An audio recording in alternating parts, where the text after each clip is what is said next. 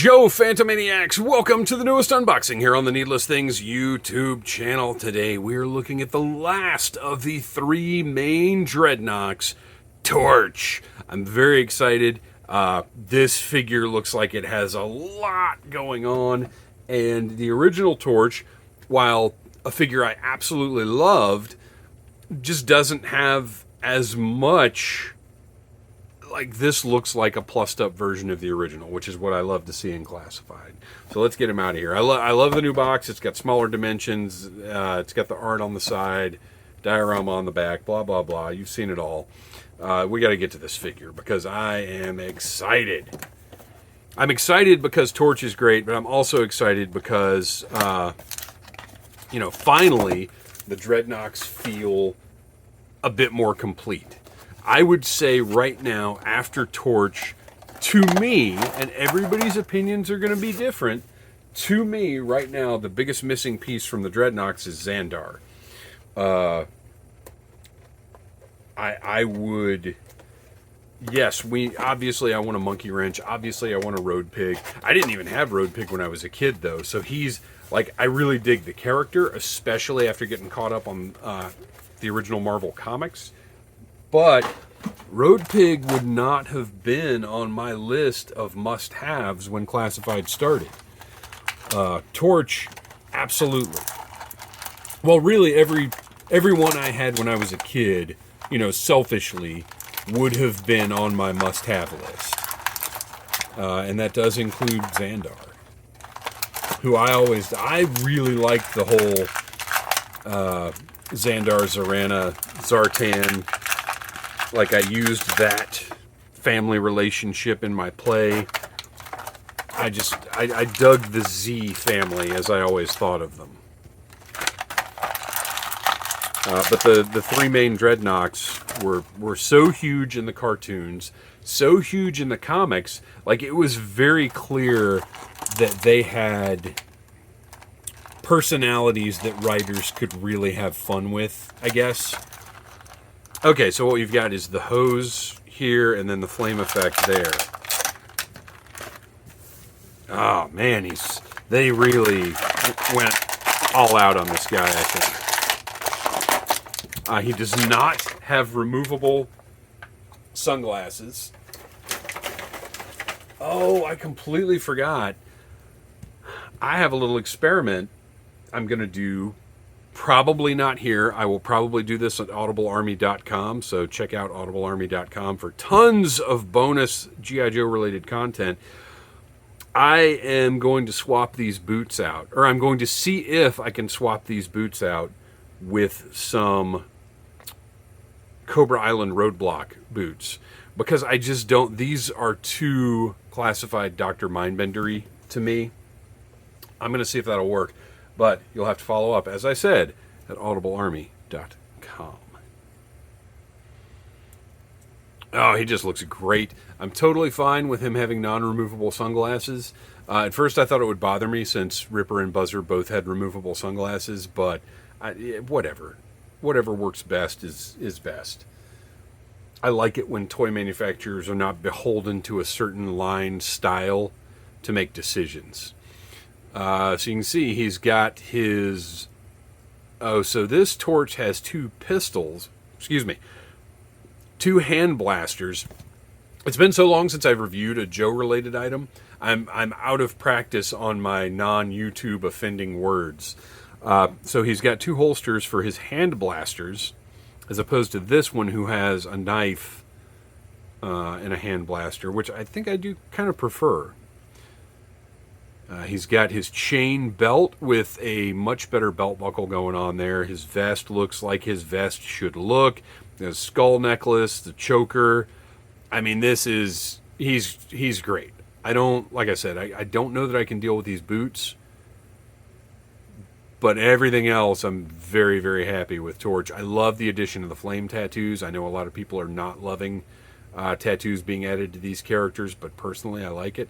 The armband looks great. Let's scoot that up a little bit if I can. I tend to find these are, well, that may not move, which is also okay. Plastic feels solid, although that lower knee joint, there we go. I was going to say, I'm about to find out if that boot might just pop right off. But there is a deep, so I did, well, you'll have to check out audiblearmy.com, but I created a Dr. Mindbender Techno Viper that was more than just a head swap, a lot more than just a head swap. And that video is on audiblearmy.com. Look at the flames on his pockets that are sculpted. Whoa, of course, because you can see there's some paint wear, which I don't know if it's intentional or not. It doesn't bother me because if you've got flames painted on your butt, they're going to wear off. But of course, this piece is a new sculpt from Mindbender. So why not put some flames on the pockets?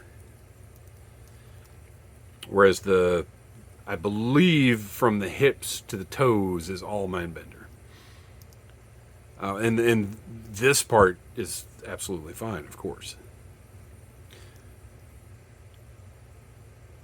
Face is just excellent. He is so, well, it's funny because there's a little bit of Lemmy there, but after seeing my co-host Christian in his Torch costume, now I just think it looks like Christian. Look at the studs across the top of his vest in the back. Just tremendous detail. You can tell they had a lot of fun messing around with Torch. Flames look really good on his forearms. Just a little faded, as tattoos should be. Gloves are fine. Painted zipper. Look at this detail of the actual zipper. It's not just the zip. So often with toys, you just get the teeth of the zipper. But look, the zipper is sculpted. That is wild. Let's get a little extra detail here. He is excellent. He might be, as much as I loved Ripper, now Ripper's my favorite, but Torch is great. Okay, let's set him off to the side and take a look at his loadout. The backpack with the misspelled Knox rule that I still don't entirely buy as an intentional misspelling, but this looks great. Look at the sculpt of the padding on the inside here. 2 tanks. Storage here, right? Excellent. Let's see how well it fits on the figure. Better be pretty well. I don't want to have to cut any pegs this time. Oh yeah, well, and this was made for him. This is not like a repurposed barbecue tank or anything like that. So, yeah, that plugs in nicely and stays. All right.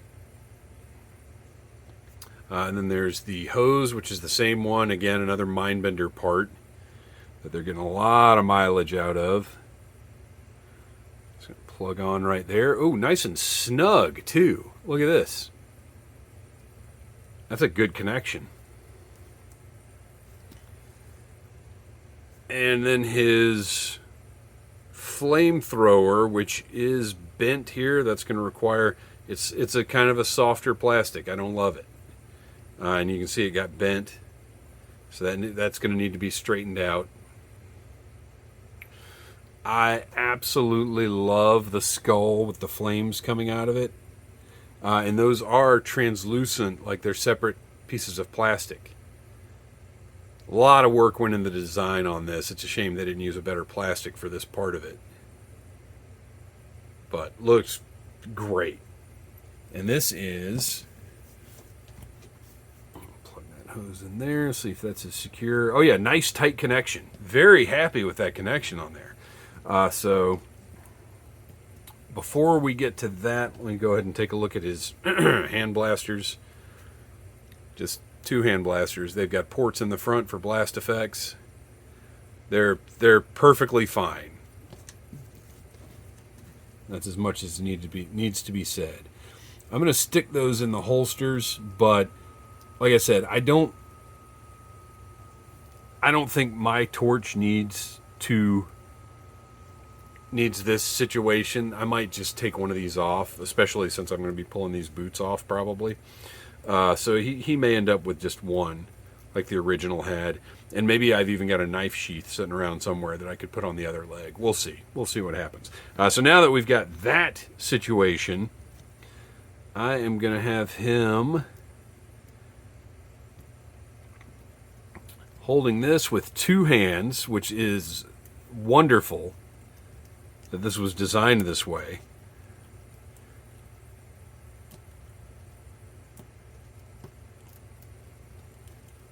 Now the question is, yes, okay, his wrists are up and down, so he is going to be able to hold this, and it's not going to look goofy.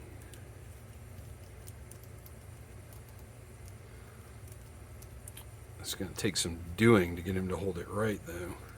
I'm just bending this thing up because it is not, you can see, I mean, that's not the sturdiest plastic.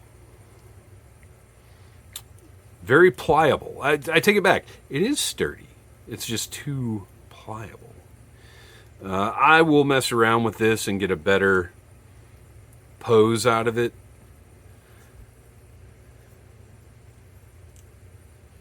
Which I don't think will be a huge problem. But there it is. He can hold it with two hands.